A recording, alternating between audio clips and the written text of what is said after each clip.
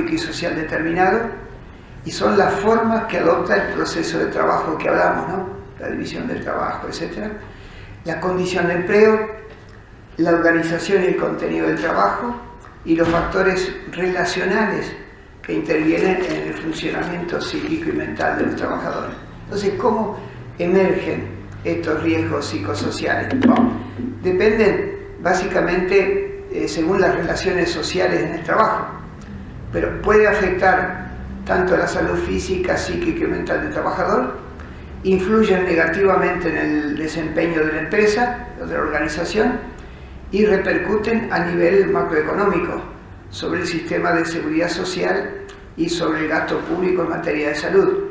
Y es por eso que en Europa hay políticas en materia de control de los riesgos psicosociales en el trabajo por el incremento que tuvo en el presupuesto todos los problemas de las depresiones, problemas psíquicos o lo que fuera. Bueno, eso hizo que los gobiernos se dieran cuenta que más vale ver la causa que provocaba eso antes que hacer otra cosa, ¿no? Bueno, y los riesgos psicosociales perturban entonces las dimensiones cognitivas y psíquicas del trabajador, y eso impacta afectiva y relacionalmente, ¿no? Entonces, todo eso puede cambiar según la capacidad de resistencia y de adaptación del trabajador, pero generan sufrimiento.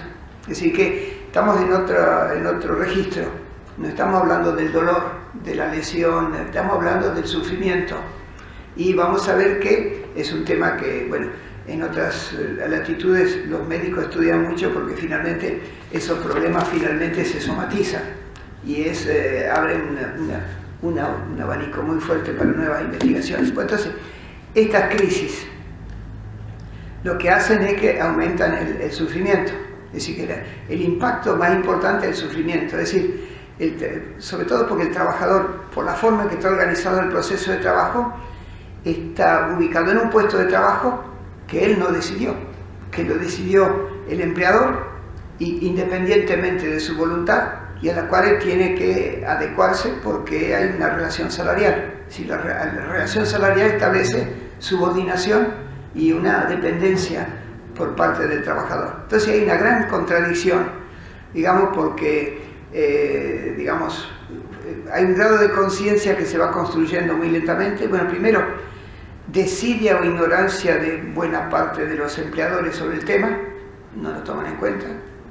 Las lagunas en la legislación. En Argentina no hay una sola enfermedad provocada por los riesgos psicosociales en el trabajo, ni una sola, ¿no? Bueno, la debilidad de los organismos públicos, porque bueno, finalmente hay inspectores del trabajo, no hay muchos, pero hay inspectores del trabajo, pero los que van ven los problemas de higiene, seguridad, pero ninguno se preocupa por los problemas de tipo psíquico y mental.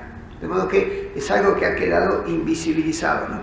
Y eso genera sufrimiento y los predispone para contraer alguna enfermedad. Bueno, entonces, ¿cuáles son los modelos con los cuales nosotros estudiamos estas cosas? Bueno, un modelo, bueno, para nosotros son una forma simplificada para analizar la realidad y ver la lógica, cómo funciona y cuáles son las causas y cuáles son las consecuencias. Es una forma simplificada, pero que ayuda para reflexionar y para resolver los problemas. Bueno, los principales modelos de análisis que paso en revista ahora muy brevemente son estos. Bueno, primero, estos son médicos, pero que estudiaron sociología, ¿no? Karasek, Johnson y Theorel, bueno, básicamente son norteamericanos, que confrontaron y la central. Digamos, si, aunque algunos, no sé si muchos que están acá están jubilados como yo, pero si alguno tiene alguna actividad, si era bueno que cuando estoy hablando yo se ubiquen en qué lugar están, ¿no? Bueno, hay exigencias que demandan al trabajo, hay exigencias, intensidad del trabajo, qué es lo que nos pide la empresa, la organización, y qué autonomía tengo yo para ejecutarla. ¿Está claro? La exigencia de la empresa, la organización, y la autonomía que tiene el trabajador, porque la autonomía es la libertad del ser humano. Entonces, hay contradicciones. Ubíquense ustedes, depende de cada uno de ustedes, no sé en qué situación trabajan, pero a veces esta contradicción se puede moderar con el apoyo técnico, es decir, el supervisor, el patrón le enseña cómo hacer las cosas, cómo resolver el problema, O también con un apoyo social, un compañero le ayuda, un compañero dice, mira, yo te enseño cómo hay que hacer esto, o deja andate nomás, yo te lo hago. Hay un apoyo social y apoyo técnico que hace más leve esta contradicción entre las exigencias del trabajo y por otra parte la autonomía. Y se dan por lo menos un cuadrito de 4 posibilidades, ¿no? Más exigencia y más exigencia de la empresa y más autonomía del trabajador. Bueno, eso es, el trabajo es un desafío, pero brinda placer y satisfacción. Si a uno le exigen mucho, pero tiene autonomía, eso es una condición bastante favorable, ¿no? Puede haber más exigencia y poca autonomía, y esto es una situación de tensión que hace sufrir. Mucha exigencia y poca autonomía, no sé en qué situación están ustedes. Menos exigencia y más autonomía, la situación ideal. El trabajo es poco exigente y la gente tiene mucha autonomía para hacer esto primero, hacerlo después, regular un poco su trabajo. Y hay veces cuando el trabajo es poco exigente y hay poca autonomía, eso es terrible, una situación pasiva de desaliento, ¿no? Entonces, ustedes se dan cuenta que hay por lo menos 4 grandes posibilidades. El otro autor importante es un alemán que se llama Sigris, él vive todavía, yo lo conocí en un congreso hace poco, ¿no? Y confronta la intensidad, no ya la exigencia, sino la intensidad, es decir, el ritmo con el cual hay que hacer las cosas, con la recompensa que la empresa o la organización le da al trabajador en contrapartida del trabajo. Porque todos trabajamos y esperamos una recompensa. Bueno, el problema es que en sus comienzos Sigris pensaba en la recompensa monetaria, en el salario, pero después todas las investigaciones que se hicieron demostraron que la gente no solamente quiere un reconocimiento monetario, sino a veces tanto más un reconocimiento moral. Es decir, que haya un reconocimiento moral o simbólico del aporte que una persona hace con su trabajo. Y eso, cuando eso no es valorado, la gente sufre. Obviamente, la gente sufre cuando le pagan poco, pero sufre más cuando no lo tienen en cuenta, cuando el trabajo es ninguneado, cuando no se lo felicita si hizo bien una cosa, cuando el patrón entra a trabajar y ni siquiera saluda a la gente, ni se calienta por si le pasa, qué le pasa a ese trabajador. Eso hiere, eso hace sufrir. Bueno, entonces puede haber 4 posibilidades: un trabajo muy intenso y una fuerte recompensa. Bueno, la gente voluntariamente acepta eso porque gana más. Hay mucha gente que sobrevive así, ¿no? Hay más intensidad de trabajo y poca recompensa, y eso rechazo, y el que puede se va de ese trabajo. Si le exige mucho y le pagan poco, o no lo reconocen, cuando puede se va. Cuando el trabajo es menos intenso y hay una fuerte recompensa, no sé quién de los que están en la sala está en esas condiciones, pero obviamente es la situación ideal. Es decir, que le exijan poco y le paguen mucho, o hay un gran reconocimiento, no hay muchos lugares, ¿no? Y también cuando el trabajo es poco intenso y la recompensa es débil, hay una situación donde la gente se desalienta, se desinteresa, falta cada vez que puede, ¿no? Bueno, en España, tomando los conocimientos de este señor Karasek, que hablaba de la exigencia y de la autonomía, adaptaron eso, de alguna manera, a un enfoque que le llaman istas. Y entonces lo adoptaron modificando un poco el concepto de estrés, porque ustedes saben que el concepto de estrés lo inventó un señor que se llamaba Selye, que era un biólogo, no era ni economista ni sociólogo, en los años 30, y de alguna manera hablaba del estrés comparando con el esfuerzo que se requiere para modificar un metal.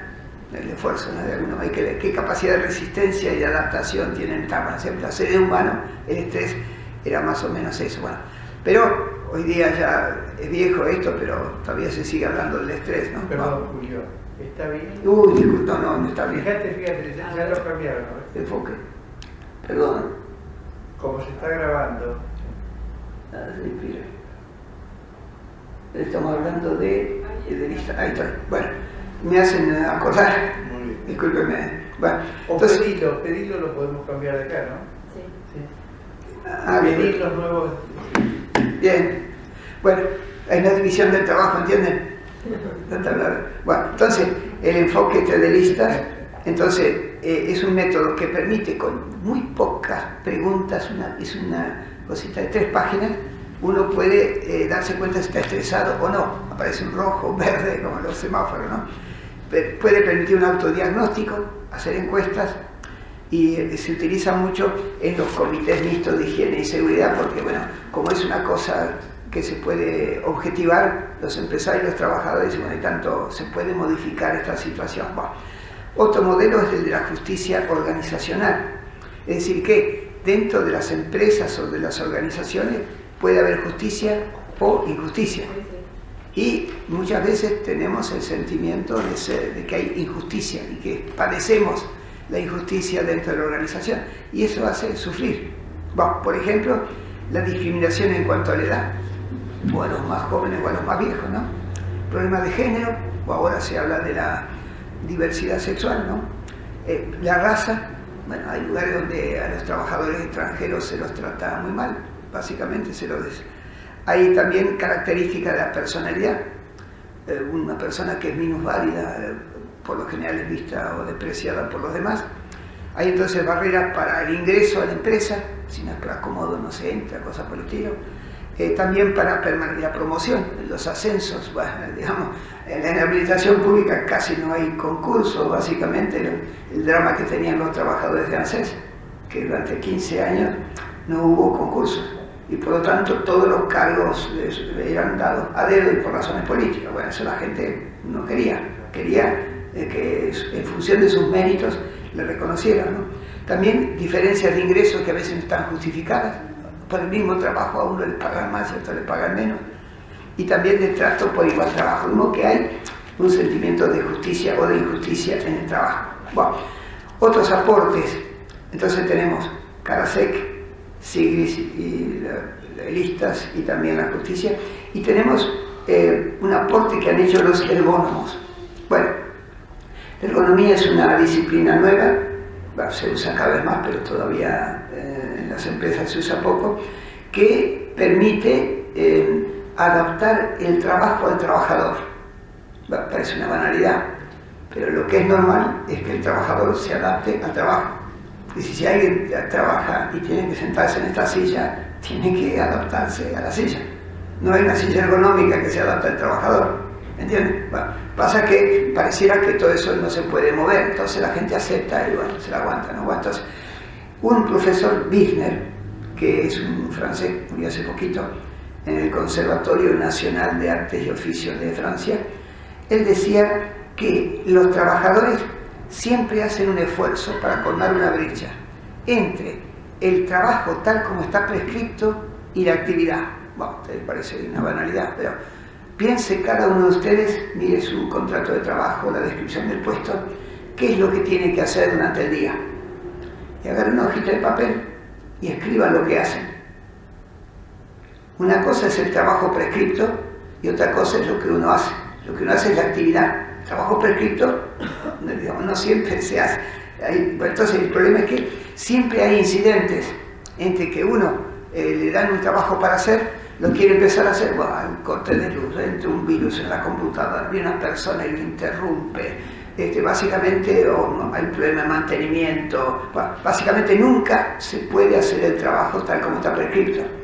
Y eso significa que el trabajador se las ingenia, tiene que usar su creatividad, involucrarse para poder resolver los problemas. ¿Sí? Cada trabajador está permanentemente resolviendo problemas porque el trabajo estaba mal prescrito, había problemas, hay incidentes, y por eso se requiere tener iniciativa, hacer un esfuerzo de creatividad y tener autonomía. Si poder hacerlo, no tener que pedir permiso al supervisor para hacer algo que estaría obligado a hacer con tiempo. A veces incluso la ejecución del trabajo implica la necesidad de mentir. Y si a ustedes esto les parece, no piensan en estas cosas por lo general, pero un trabajador, no sé, los call centers, todos los trabajadores, también son mujeres, ¿no? Todos los trabajadores de call center mienten sistemáticamente, nunca le van a decir la verdad al cliente o al usuario de cuándo le van a reparar el problema. Nosotros hicimos una investigación en Telefónica y Telecom hace como 10 años, y era interesante, la gente, las trabajadoras sufrían, porque no podían decirle la verdad a la persona del otro lado. Y si le decía, bueno, el teléfono no anda, y yo quiero, lo necesito, y le decía, bueno, quédese tranquilo, Telefónica resuelve este problema. La verdad sabía que el tipo que tenía que arreglar no venía, la camioneta no estaba lista, le había puesto una lista, pero no le podía decir la verdad. Entonces, bueno, hay gente que tiene que su trabajo consiste en mentir. No sé si piensan. Una secretaria que no sepa mentir no tiene futuro en ninguna empresa, en ningún lugar. La mentira forma parte del trabajo. Bueno, hay gente que sufre tener que mentir y no decir la verdad, esconder información. O el que vende productos en un supermercado, en electrodoméstico, y hay una persona que quiere comprar un producto, los tipos le pagan en función de la venta. Y hay una persona que quiere comprar algo y el tipo sabe, eso no va a andar, se le va a romper al poco, no le va a leer la letra chica, pero le miente o no le esconde información. Bueno, entonces, eso es algo que mucha gente lo sufre, ¿no? Bueno, entonces el trabajo ejecutado es siempre más rico que el trabajo prescripto. El problema es que el salario está hecho en función del trabajo prescripto. ¿Entienden? Pero el trabajador hace mucho más de lo que le pagan, siempre. ¿Entienden? Bueno, eso lo descubrieron los ergónomos estudiando a la gente trabajando, ¿no? Desde cuando lo firmaban, lo interrogaban, lo que fuera, miraban el convenio colectivo, la descripción del puesto, y lo que la persona hacía era mucho más. De modo que es un descubrimiento que no siempre se toma en cuenta, ¿no? Bueno, también, entonces, bueno, la ergonomía entonces es útil para adecuar el trabajo en función del trabajador, reformar las instalaciones, eliminar los riesgos, etc. Y en nuestro informe que hicimos para estas investigaciones, aconsejamos medidas ergonómicas simples para implementar con pocos recursos monetarios una mejora de las condiciones de trabajo. Entonces, en el caso, por ejemplo, de ANSES, bueno, aconsejamos, ahí fue la investigación, mayor distancia física y visual de los trabajadores respecto de los beneficiarios. No sé si alguien fue a ANSES. Bueno, yo cuando fui a hacer la jubilación, están los trabajadores y enfrente como una iglesia hay 200, 300 personas, chicos, personas, gente que grita, que lo están mirando, de alguna esperando que le llegue el turno. Básicamente la gente se siente vigilada, no soporta más. Y si se levanta alguno, dice, ustedes son unos ñoquis. Bueno, finalmente hay gente que retiene líquido para evitar que la gente los insulte. Wow. Entonces, los riesgos psicosociales. Bueno, entonces, los trabajadores, a los aportes de un profesor que se llama Dejour, que es un médico psicoanalista, médico del trabajo también, Christophe Dejour, que es famoso ya, por lo menos en Europa, ¿no?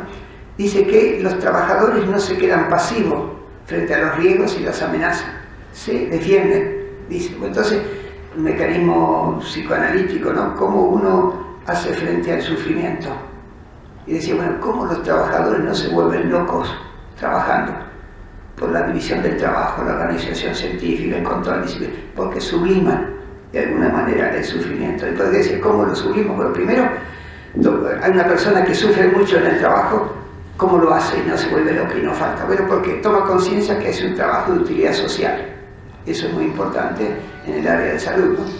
Cuando el trabajo es fuente, cuando se aprende, hay muchos que se aprende, fuente de conocimiento.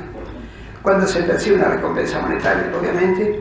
Cuando se tiene el orgullo de formar parte de un colectivo de trabajo donde hay comunicación y buenas relaciones de trabajo.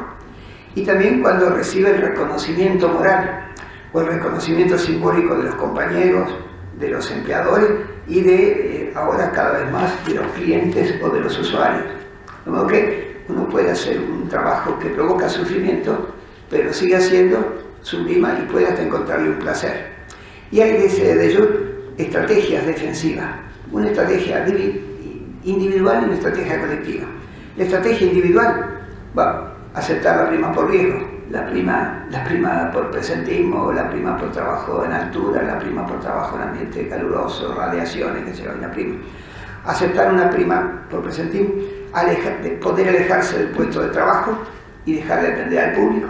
Lo que pasaba en ANSES, la gente que tenía que atender durante 8 horas a jubilados, pensionistas, minusválidos, que no podía, se iban a otro lugar, ¿no? Bueno, recurrir al ausentismo. El ausentismo es un mecanismo de defensa, ¿no? Es un gesto de libertad. Cuando las condiciones de trabajo son deficientes y eso hace daño, faltar es un gesto heroico. De algún día hay que tener coraje para faltar por esa causa, ¿no? Bueno, estaría también la estrategia defensiva del oficio.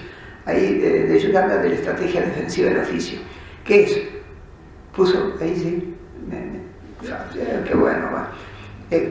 Una construcción mental, a veces inconsciente, que nos hace ignorar, subestimar o negar colectivamente la existencia de un riesgo.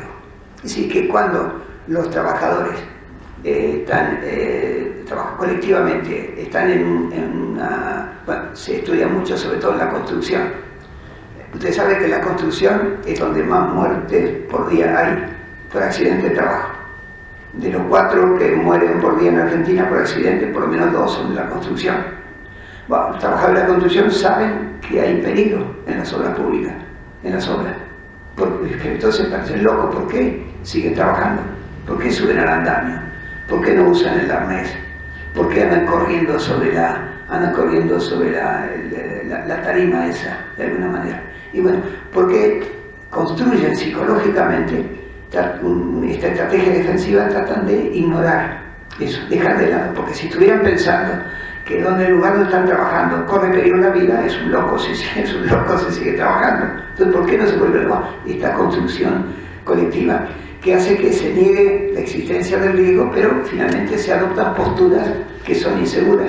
No se confía, no piensa en eso, y dice, se cae una cosa encima, lo que fuera.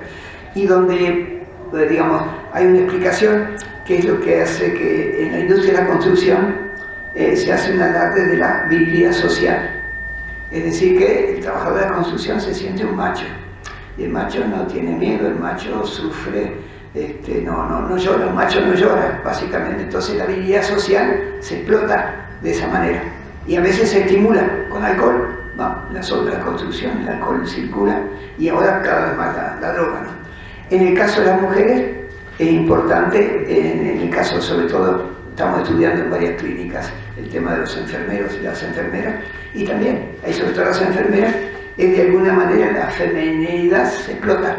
Básicamente se sienten madres, se sienten cuidadoras de alguna manera y asumen los riesgos, lo que fuera, porque se sienten útiles, están cuidando la vida de otro, lo que fuera, pero están sufriendo y asumen riesgos, ¿no? Entonces, estas defensas no actúan sobre el mundo real, ni la individual ni la colectiva eliminan el riesgo, ¿no? No transforman ni eliminan el riesgo, pero se corren peligro, porque los riesgos siguen vigentes, se pueden generar rutinas de trabajo inseguras, hacer gestos, adoptar posturas imprudentes y quedar predispuestos. Bueno, entonces, los riesgos psicosociales en el trabajo fue un profesor, Michel Golac, y Tomás Coutreau y Volkov, han estado en Argentina todos estos varias veces, y que formularon el modelo que nosotros utilizamos en la investigación, y dicen que hay riesgos psicosociales y los estructuran en 6. Bueno, primero, van a ver ustedes algunos de los autores que citó que están resucitados acá. La fuerte demanda del empleador, las exigencias psicológicas y la intensidad que requiere hacer el trabajo. ¿Cuáles son los riesgos del medio ambiente físico, químico, biológico? La duración de la jornada, de alguna manera, los riesgos a los cuales están expuestos. Bueno, hay una demanda del empleador que el trabajador no puede rechazar, porque es un asalariado. Es decir, él pierde la autonomía, el trabajador. En el momento que uno es asalariado, pierde la autonomía. Bueno, las exigencias emocionales. Es decir que, no pensamos mucho en eso, ahora se habla mucho de hay trabajos emocionales. La modalidad de ejecutar el trabajo hace que el trabajador tenga que controlar sus emociones para trabajar. No pueden decir que tienen miedo. No pueden decir que tienen miedo. ¿No? Normalmente un trabajador no puede decir que tiene miedo. Hay problemas de tipo emocional, de alguna manera. Tiene miedo o, hay cosas que hacen daño, pero emocionalmente, pero que la gente no lo manifiesta, lo soporta, lo que fuera, pero que finalmente le van a impactar. El escaso grado de autonomía para hacer el trabajo, cara 6 de vuelta, ¿no? Y poder controlar y dominio sobre su trabajo. Si el proceso de trabajo, en la forma en que está diseñado actualmente, el trabajador no controla su proceso de trabajo. Hay una división social, una división técnica, hay alguien que lo emplea, le dice lo que tiene que hacer, en cuánto tiempo tiene que hacerlo. Básicamente eso le quita autonomía y eso hace daño, ¿no? Hay también relaciones sociales y de trabajo que pueden ser conflictivas. Es lo que más estudia esto, ¿no? El acoso, el bullying, el acoso sexual, la violencia física, la violencia verbal en el trabajo, que eso predispone para el burnout, el tema de las adicciones a las drogas, o la adicción al trabajo, que es también un problema que se gestiona. Eso ocurre dentro del lugar de trabajo. Y bueno, y mucha gente lo sufre, pero lo han invisibilizado y lo aceptan, ¿no? No sé, en los lugares de trabajo, pero la gente en el lugar de trabajo se putea con una facilidad asombrosa, se insultan, hay violencia física también, hay también hostigamiento, hay acoso. Bueno, todo eso ocurre y eso psíquica y mentalmente impacta sobre el trabajador que lo tiene que soportar. Hay también conflictos éticos y de valores, es decir que hay gente que tiene que hacer cosas con las cuales no está de acuerdo, o tiene que hacer cosas con las cuales están en desacuerdo. Bueno, por ejemplo, hace poco una medida, no me acuerdo de qué ministro, eliminó de golpe algo así como 100.000 pensiones por discapacidad, porque pensaban que la gente mentía y que no era cierto. Bueno, entonces en ANSES es lo que daban las pensiones. Bueno, los trabajadores de ANSES, cuando a una persona le dan una jubilación, le reconocen que tiene derecho a la jubilación, una asignación o lo que fuera, tiene una gran satisfacción porque se siente haciendo bien a otra persona, reconociendo un derecho a lo que fuera. Bueno, a partir del momento que empezaban a llegar gente a las oficinas, gente con muleta, con sillas de rueda, acompañada por otra persona, minusválido que no podían ir abajo, finalmente a pedir por qué le habían suprimido la pensión por discapacidad. Bueno, ese trabajador tenía que decirle a esa persona que no tenía más el derecho. Bueno, esas personas sufrían, lloraban. Trabajadores de ANSES lloraban cuando tenían que comunicar eso a las personas. Bueno, eso básicamente es un conflicto ético realmente muy fuerte, ¿no? Y luego el tema de la inseguridad o de la inestabilidad en la relación salarial y el empleo. Bueno, entonces el problema del desempleo es grave, no solamente por la falta de salario, con el tiempo se pierde también la seguridad social, pero aparte hay gente que se enferma trabajando, pero es mucho más frecuente que el que no trabaja se enferme. Eso está estudiado, ¿no? Y por eso causa de suicidio, que es cada vez más frecuente, ¿no? Así que el tema del trabajo, la seguridad en el empleo, las posibilidades de promoción, la garantía de estabilidad, etc., todo eso es un factor de riesgo psicosocial. Bueno, entonces, podemos concluir entonces que, a diferencia de los riesgos del medio ambiente y de algunas condiciones de trabajo que producen lesiones, dolor, enfermedades, que impactan primero sobre el cuerpo, estos factores psicosociales generan sufrimiento psíquico y mental. Es de otra naturaleza, ¿no? Es decir, vulneran lo más profundo que tiene el ser humano, su dignidad personal y su identidad. Entonces, dada la relación que hay en estas tres dimensiones, la dimensión física, psíquica y mental, lo que ocurre a nivel psíquico y mental va a terminar impactando también a nivel psíquico. Bueno, entonces, hay enfermedades y trastornos de salud, digamos, que han sido identificados por los epidemiólogos, ¿no? Entonces, por ejemplo, cuando se trabaja con una alta presión provocada por un trabajo muy intenso, muy exigente, hay demanda psicológica fuerte, y cuando para ejecutar la actividad hay poco margen de autonomía y de control, bueno, eso es una presión muy fuerte. La gente está estresada, como se escucha a veces, ¿no? Cuando el trabajo es muy intenso, o pone en peligro la capacidad de resistencia y de adaptación, porque no hay dos personas que sean iguales, y el mismo puesto de trabajo puede tener un impacto diferente sobre cada uno, pero entonces tiene un trabajo muy intenso y en contrapartida poca recompensa monetaria y poco reconocimiento moral o poco reconocimiento simbólico. Eso hace sufrir. Cuando no se cuenta con el apoyo social, cuando hay malas relaciones en los lugares de trabajo, no hay el apoyo de los compañeros, apoyo social, ni el apoyo técnico de los superiores, que algunos para llevar a cabo la actividad, porque al superior se le paga justamente para que ayude a la gente a hacer el trabajo, no para mandar. Bueno, entonces hay actitudes y comportamientos dentro del colectivo de trabajo que impactan sobre la salud psíquica y mental.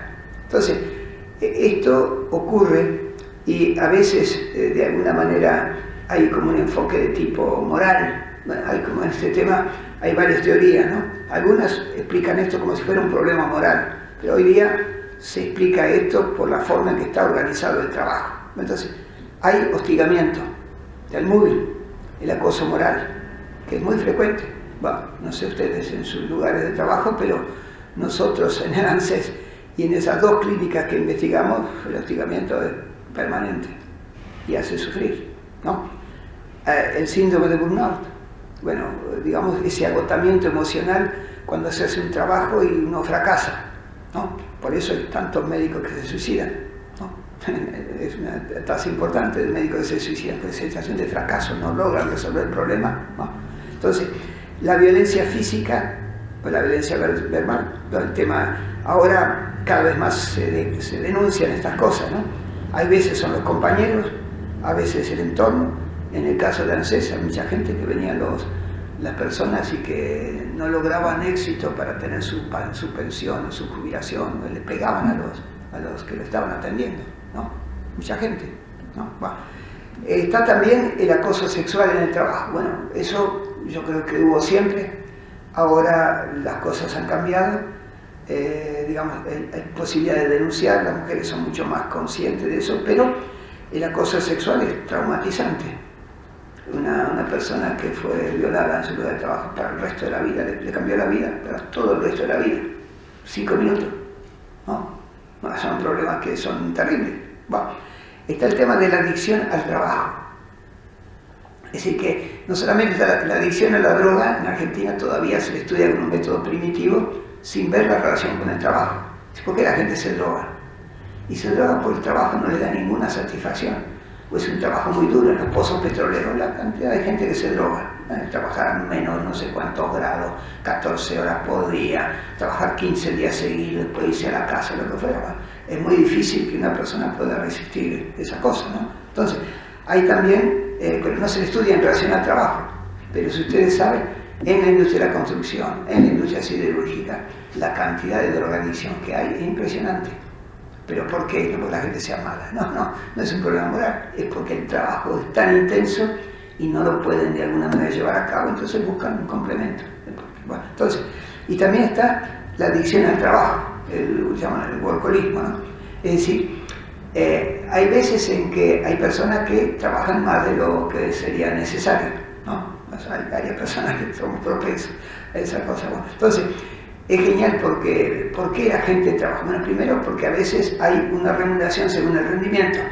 Es decir, a la persona que atiende en las obras sociales y que atiende más pacientes que antes, tiene un plus, ¿no? Entonces está propenso a trabajar más, obviamente, estimulado por el dinero, ¿no? Bueno, también, digamos, cuando hay una disciplina o hay gente que en la empresa quiere ser promovida, y por lo tanto quiere estar bien con el supervisor o bien con el patrón y llega más temprano y se queda más tarde, lleva trabajo para hacer en la casa, está disponible para contestar el teléfono si le preguntan algo después de la jornada de trabajo porque tiene esa, pero finalmente eso le está desgastando la salud.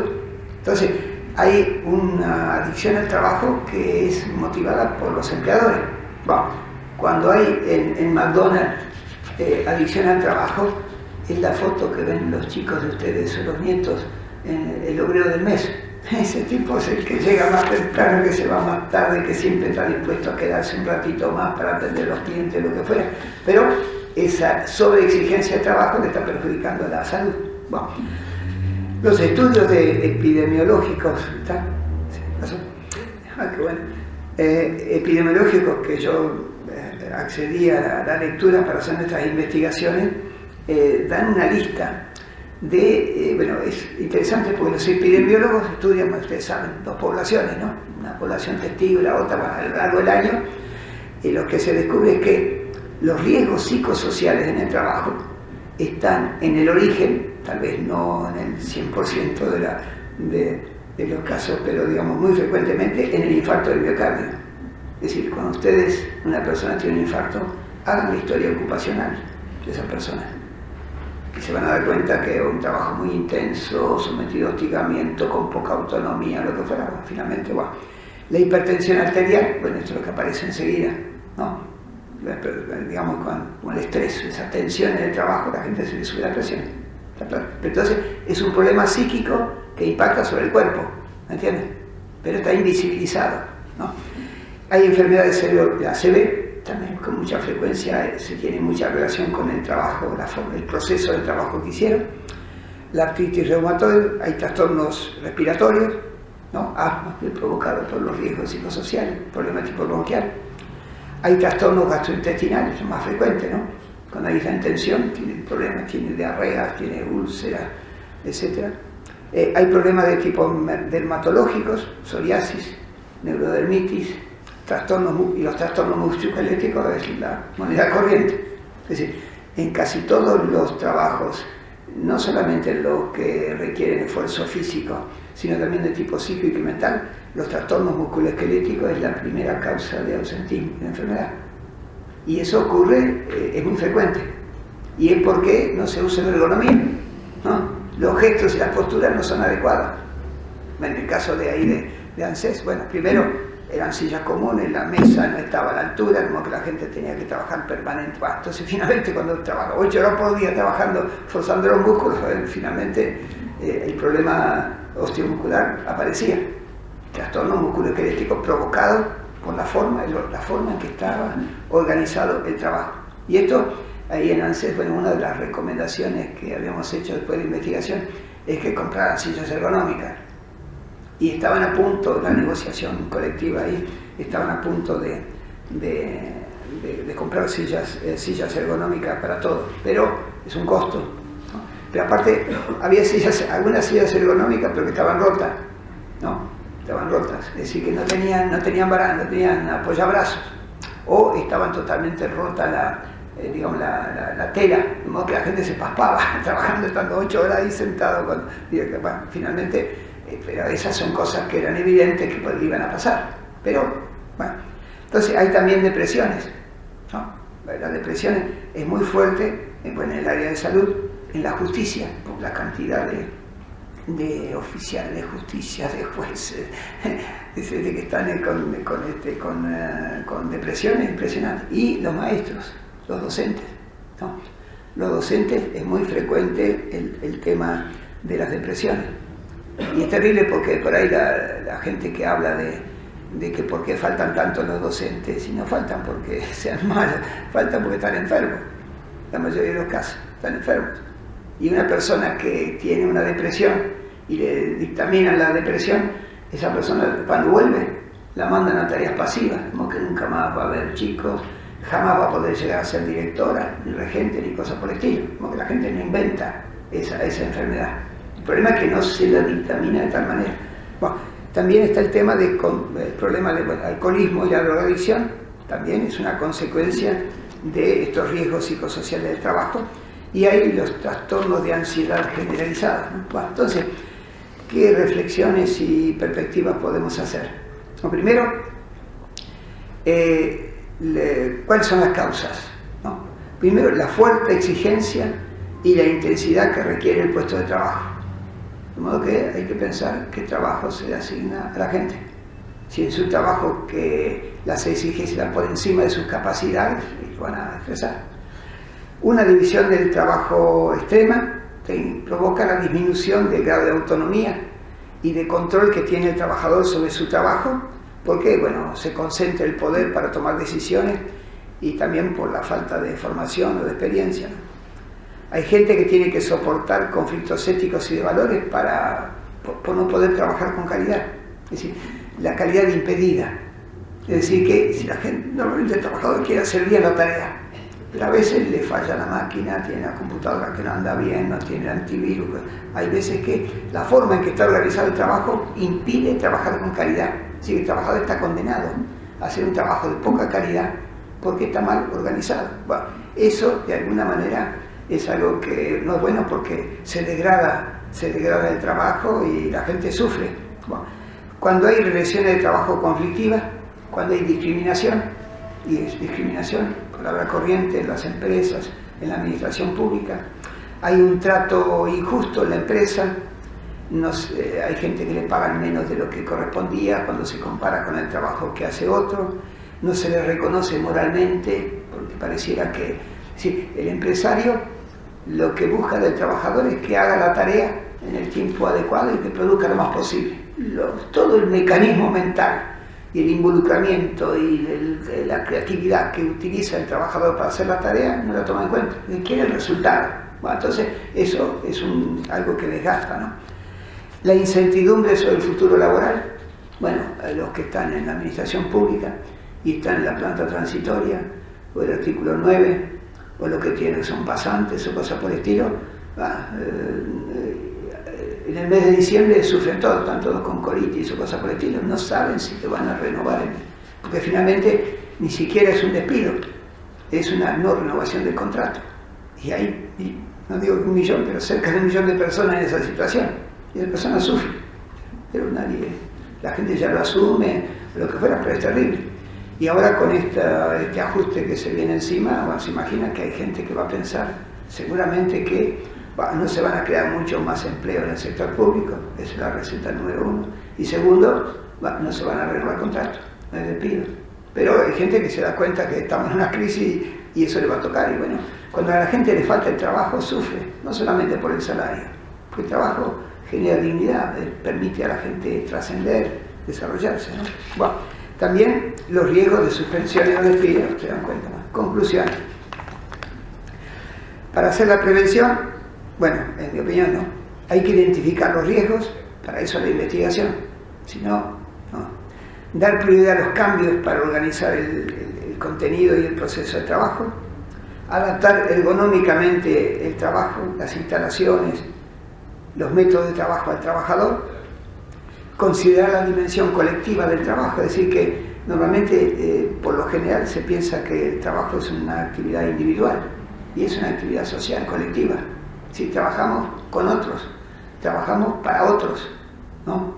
Otros nos dan el trabajo, siempre hay una relación con otro, un empleador, lo que fuera. Bueno, pero entonces la prevención no puede ser individual, tiene que ser una prevención colectiva. Si se trabaja en una realidad colectiva, la prevención individual no sirve. No sirve, primero. Y también un problema que hay es que hay veces que cuando hay estos problemas la gente lo experimenta, básicamente hay una tendencia a la psicologización o psiquiatrización de la sociedad. Es decir, que cuando hay un problema de este tipo, provocado por una mala organización del proceso de trabajo, se piensa que lo que esta persona sufre es porque es débil, porque cuando era chiquito, no sé, de buscar alguna explicación, y entonces lo mandan a un psicólogo, no arregla esto. Este problema no es psicológico, es un problema de la organización del proceso de trabajo. Pero es una forma de sacarse de encima un poco el problema, le dan una pastilla, le dan Valium, le dan qué sé yo qué cosa, para que la gente resista, pero si no cambia el proceso de trabajo, esto no tiene arreglo. Entonces, el otro problema es la división sexual del trabajo. Bueno, esto es importante porque hay, primero, ancestralmente hay una división sexual del trabajo, ¿no? Bueno, yo digo siempre a los estudiantes de grado que hay solamente 2 cosas que solo pueden hacer las mujeres, que es llevar un bebé en su seno durante 9 meses y amamantarlo. Todas las otras actividades de la vida doméstica no tienen sexo. Varones y mujeres pueden lavar la ropa, pueden planchar, pueden pasar la aspiradora, pueden llevar a los chicos a la escuela, bueno, pero ancestralmente hay esa división sexual del trabajo que hace que las mujeres tengan una doble jornada. Es decir, las investigaciones muestran que las mujeres trabajan más que los varones.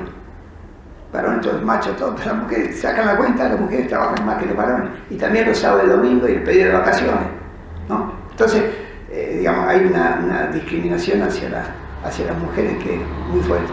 Y por eso se habla de la doble presencia. Es decir, que cuando se hacemos estas investigaciones, se le pregunta a la gente, bueno, después cuando llegaste a su casa, ¿quién hace las actividades domésticas? ¿Quién cocina? ¿Quién lava? ¿Quién plancha? ¿Quién? Bueno, y aparece claro que hay una discriminación hacia las mujeres. Entonces, bueno, entonces, respetar los principios éticos y de valores, las conclusiones, ya leí esto, ¿no? Sí. Bueno, después, la otra, el 22. Sí. Entonces, trabajar de manera auténtica es importante, sin tener que controlar las emociones. Hay gente que finge en el lugar de trabajo, no son auténticos, fingen, básicamente. Qué sé yo, una persona que está una secretaria o alguien que está en la recepcionista, está obligado a sonreír, está claro. Cuando hacen selección de personal en Carrefour, a la cajera, bueno, si es muy gorda no la ponen porque queda feo ya, el gordo es feo. Y si no sabe sonreír y no sabe agradecer al cliente, chao, eso es un motivo de no reclutamiento. De modo que hay veces que la gente no puede ser auténtica cuando trabaja, no dice lo que piensa. La gente se autocensura, normalmente. Porque cuando se conversa con otro, la gente, todos estos dolores, sufrimientos, salvo que sea muy, muy amigo, no se lo comunica al compañero porque pareciera que lo deja en inferioridad, ¿no? Entonces, hay veces que tienen que ser gentiles para fidelizar al cliente. Ahora, bueno, en esta época del capitalismo, como la demanda es esquiva, los empresarios quieren fidelizar al cliente. Tienen que tratar que ese cliente no cambie de marca, que siempre compre la misma auto, que siempre vaya a la misma estación de servicio, y entonces le dan los puntos, le hacen rebaja, le dan un mes de seguro gratis, cosas por el estilo, para fidelizar. Bueno, pero hay gente entonces que tiene que tener esa relación, y hay veces, en el caso de los médicos y enfermeras, no mostrar empatía para no asumir los problemas del interlocutor, porque digamos, esa es causa de burnout, básicamente, ¿no? Cuando tratan a la persona y se asimilan a la persona de empatía, bueno, finalmente sufren tanto como la persona que lo viene a consultar, y eso les hace daño, ¿no? Bueno, también promover el apoyo social, es decir, estimular el trabajo en equipo, por ejemplo, que nadie trabaje solo, que trabaje en equipo, ¿no? Y en cooperación, y estimular la cooperación entre la gente, ¿no? Y también de que la jerarquía esté disponible para ayudar a los trabajadores para hacer la actividad.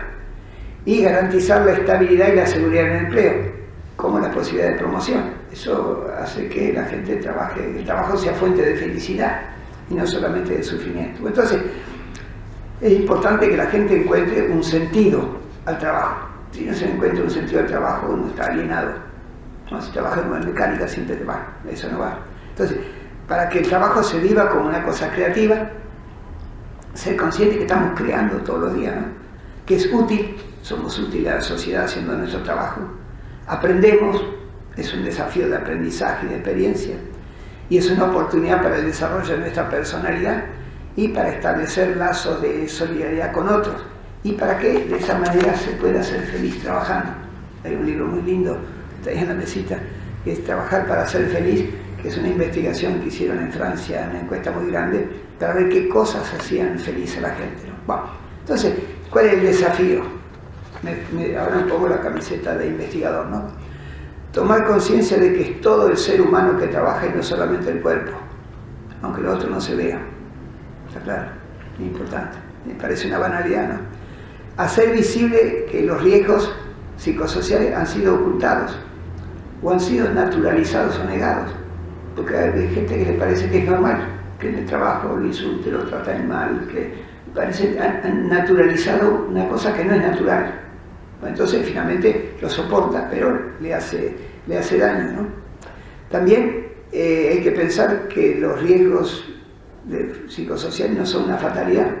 El trabajo se puede organizar de otra manera para que la gente no sufra. Es decir, pero eso hay que saber, obviamente, pero se puede organizar el trabajo de muchas maneras, no hay una sola, de muchas maneras, ¿no? También hay que buscar una solución que no sea la consulta al psicólogo. Claro, cuando la gente ya está destruida, un psicólogo, un psiquiatra le puede ayudar, pero el problema primero no es un problema de tipo psicológico. Y también las investigaciones demostraron que los riesgos pueden ser controlados, pueden ser reducidos, pueden ser eliminados si se los modifica, ¿no? Se toma conciencia de todo esto y te trata de una política que ponga el acento en el cambio de la organización y el contenido del proceso de trabajo. Eso es lo central, porque todas las investigaciones terminan ahí. Bueno, entonces, lo que queda en resumen de la exposición, ¿sí? Bien. Digamos, primero, que el trabajo no es patógeno. Yo estoy diciendo esto a médicos, el trabajo no enferma. Lo que enferma son las condiciones en las cuales se hace el trabajo. Eso es un cambio de paradigma. El trabajo no enferma. Lo que enferma son las condiciones en las cuales está organizado el proceso de trabajo. Eso es lo que enferma. Pero es un cambio radical. Ustedes se dan cuenta, ¿no? Entonces, la causa de los problemas que generan las condiciones de trabajo y los riesgos psicosociales están en el contenido y en la organización del proceso de trabajo. Entonces, yo diría que el compromiso de los científicos no tendría que limitarse a analizar solamente los problemas, sacar un paper para que el CONICET lo tome en cuenta, porque está en el Citation Index, no cosas por el estilo, sino que hay que tratar de cambiar el trabajo. Lo importante es cambiar el trabajo, asumir eso, que hay responsabilidades individuales y colectivas, cada uno de nosotros en sus lugares de trabajo y en nuestra organización. Es decir, que me parece a mí que esta conclusión, digamos, tal vez que lo único que quede después de estas 2 horas, ¿no? Que el trabajo no es patógeno, que son las condiciones de trabajo lo que hace que la gente se enferme, y que eso no hay una fatalidad, y que se puede cambiar, se puede mejorar, está claro. Pero obviamente que eso requiere tener el objetivo de mejorar que el trabajo sea un trabajo de calidad, y eso, bueno, hay disciplina, hay gente que están los ergónomos, están los psicólogos, están los especialistas en teoría de la organización, lo que fuera, que pueden ayudar a organizar el trabajo. Y esto, digamos que lo estoy viendo bueno, hicimos muchas investigaciones sobre el tema, ¿no? Tal vez por eso es que puedo decirlo esto, ¿no? Estudiamos, ya dije, los telegestores, como le llamaban a las personas que estaban en los call centers de Telefónica y Telecom. Cuando se privatizaron esas empresas, una de las cosas importantes que hubo es que antes, ya de la época de Perón, el trabajo de los telefonistas se consideraba insalubre y trabajaban 6 horas. Telefonistas, 6 horas. Cuando privatizaron las empresas, le cambiaron hasta el nombre. Eran operadores comerciales, porque estaban hablando con los clientes, y a partir de ese momento, de vuelta, 8 horas de trabajo. Entonces, ahí había un problema que despertaba mucha inquietud por parte de los trabajadores, y estudiamos ahí en encuesta en todo el país, y le hicimos recomendaciones, digamos, de cómo, digamos, y algunas de ellas las tomaron en cuenta. Por ejemplo, la pausa. Es decir, antes, la persona que atendía por teléfono, una máquina le pasaba el siguiente cliente, ¿no? Colgaba y venía otro, colgaba y venía otro más. Pusimos que entre uno y otro tiene que haber una pausa, varios segundos, digamos, parar, porque uno le habla de un problema y el otro de otro, bueno, para que no fatigarlo mentalmente. Y otra cosa que estamos previendo ahí, no sé si van a tomar en cuenta en ANSES, es lo que se llama la pausa activa. Es decir, que en el lugar de trabajo, dado la fatiga y que la gente lo sufre, tiene que haber legalmente un momento de al menos 15 minutos en la mañana, 15 minutos en la tarde de no trabajo, donde la gente pueda ir a elongar sus piernas, de alguna manera de contracturarse, tomar un café, ir al baño, cosas por el estilo, pero que había que cambiar el trabajo para que esa persona no abandone su puesto y estén todos los jubilados ahí puteando porque esa persona se va al baño o lo que fuera, sino que haya como un pool de gente polivalente que pueda reemplazar. Es decir, que esa persona pueda tomar su pausa, pero que los beneficiarios no sufran por eso. Entonces, un cambio en la organización del trabajo, que es sencillo, ¿no? Otro cambio era, por ejemplo, digamos, entre el trabajador, los trabajadores y la gente que va ahí a ANSES, pues era algo así como un biombo, como ahí los bancos, ¿no? O algo así, para no sentirse vigilados durante 8 horas por toda la gente que está ahí. Son medidas de organización simples, ¿no? Son simples. O el tema del contacto con la gente, bueno, muchas de las enfermedades que tenían era producto del contagio. Gente que va a hacer sus trámites, tiene una enfermedad y transmite los virus de alguna manera porque es un trabajo cara a cara, básicamente, ¿no? Bueno, entonces poner una especie de acrílico o algo así, donde con orificio pueda pasar la voz o puedan pasar los papeles, pero evitar de alguna manera. Son cosas que son de sentido común.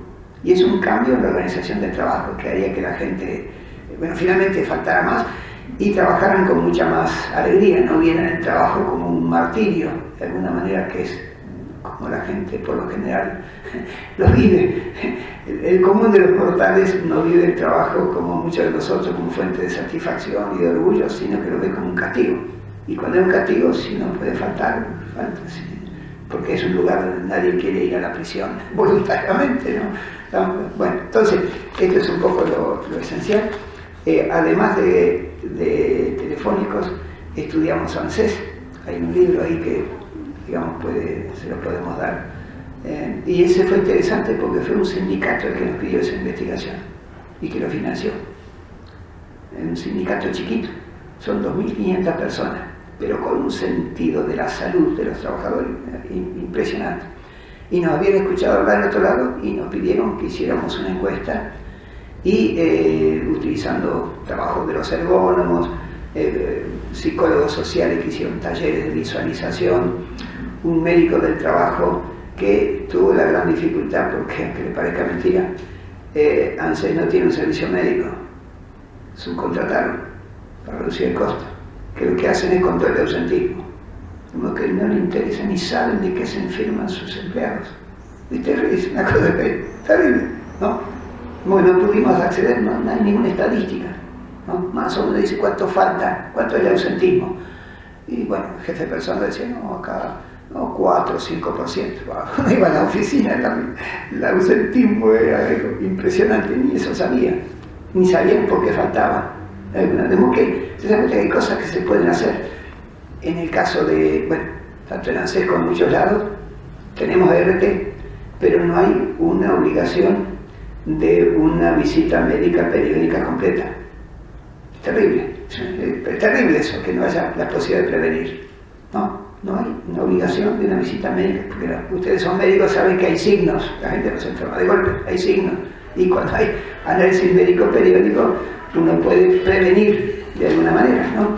Y eso, bueno, yo te cuento siempre que en el CONICET, bueno, cuando yo ingresé al CONICET, nos dije, vos tienen que traer un acta médico. ¿A dónde voy? Tiene que ir a un hospital, ¿no? Es la visita más rápida que yo hice en mi vida a un hospital. Entré, ¿sabe el tipo de usted qué quiere hacer? No, yo voy a trabajar, el CONICET, qué bueno, el doctor Usaid, qué preciso. No fui. Después de ahí, nunca más, el CONICET me pidió que yo hiciera un análisis médico periódico. El CONICET con 3 premios Nobel, está claro. Entonces, fíjense cómo estamos, ¿no? Y no es algo imposible de hacer.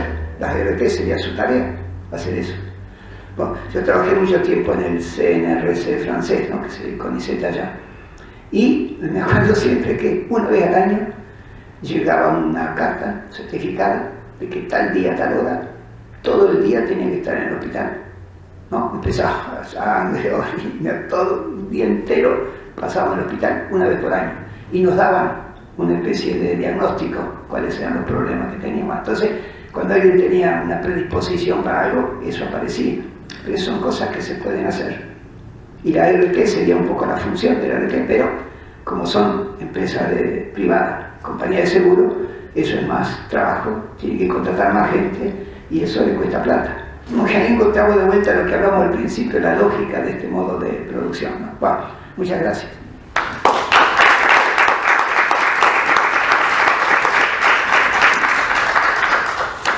Bueno, muchísimas gracias por la brillante exposición y hacernos tomar conciencia de ese medio ambiente perfeccionable, digamos, en este trabajo interdisciplinario. Hay unos minutos para algunas preguntas que alguien quiera hacer, alguna aclaración.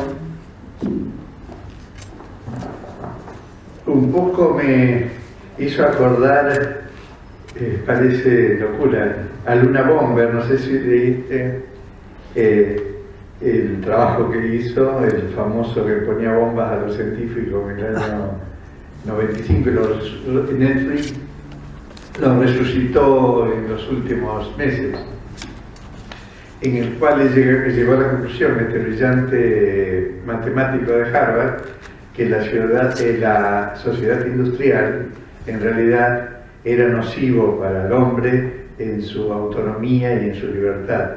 En muchas de las afirmaciones tuyas me recordó a este hombre. No sé si te querías hacer un comentario. No, bueno, tengo poco tiempo para mirar esas cosas, pero es cierto, digamos, algo que es importante que no tomamos conciencia es esto de la falta de autonomía, ¿no? Sí, la libertad del ser humano es algo importante y la forma en que está organizado el proceso de trabajo impide que seamos autónomos. Cuando uno está asalariado, bueno, los que están en la profesión de alguna manera pueden tener algún margen de libertad, pero el común de los mortales no. Y alguien entonces que tiene que hacer algo que él no decidió, que otro decidió, que otro le dice cómo tiene que hacerlo, en cuánto tiempo, en qué condiciones, cómo tiene que tratar a los clientes, cómo tiene que tratar a los usuarios, cosas por el estilo, y eso que algo lo vive como algo impuesto. Entonces, esa falta de autonomía y ese poder, de alguna manera, que nos tenemos que soportar, es algo que daña, es algo que daña. Y con el tiempo eso va a terminar en un problema de tipo físico, ¿no? Es decir, normalmente la gente piensa que va a un momento en que esta relación entre el ser humano, el cuerpo, el espíritu, las dimensiones psíquicas y mentales es una cosa tan compleja que lo que pasa en una sucede en otro. El problema es que hay cosas que son visibles y otras que son invisibles. Y estos riesgos están invisibilizados. Estos 6 factores de riesgo que yo les mencioné